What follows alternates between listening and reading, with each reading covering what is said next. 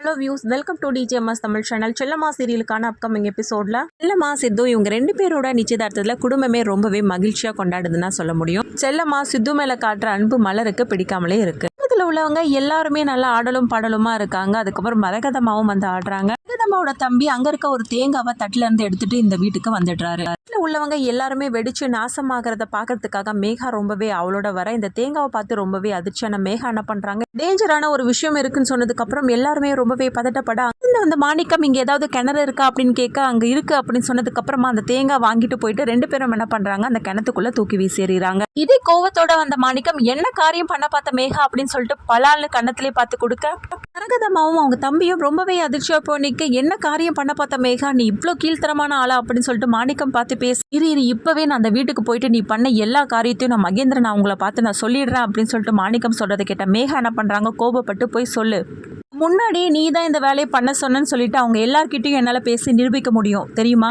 செல்லம்மாவை சித்து கல்யாணம் பண்ணிக்க போறதுனால நீ இந்த மாதிரி ஒரு கீழ்த்தனமான வேலையை பண்ணன்னு சொல்லிட்டு எல்லார்கிட்டையும் சொல்லி என்னால் நம்ப வைக்க முடியும் அப்படின்னு சொல்லிட்டு மேகா சொல்றதை கேட்ட மாணிக்கம் ரொம்பவே அதிர்ச்சியா போய் நிற்கிறாரு. மாணிக்கம், நீ போய் சொல்ற, நீ இப்போ போய் சொல்லி பார்க்கலாம் அப்படின்னு சொல்லிட்டு மேகா சவால் விட, நீ கெட்டவன் தெரியும், ஆனா இவ்வளோ கெட்டவளா இருப்ப நான் கொஞ்சம் கூட நினைச்சு பார்க்கலாம் அப்படின்னு சொல்றாரு மாணிக்கம். அதான் முடிஞ்ச கையோட மலர் என்ன பண்றாங்க, மாடியில வந்து அழ ஆரம்பிக்கிறாங்க. மலரை காணுமே அப்படின்னு சொல்லிட்டு செல்லம்மா தேடி வர, என்னாச்சுமா, ஏன் இங்க வந்து உட்காந்துட்டு இருக்க அப்படின்னு சொல்லிட்டு கேட்க, நீ தான் வர என்கிட்ட பேசவே மாட்டியே, இப்போ சித்து கூட தானே நீ அதிகமாக பேசிட்டு இருக்க அப்படின்னு சொன்னதை கேட்டு ரொம்பவே அதிர்ச்சி அடைகிறாங்க செல்லம்மா.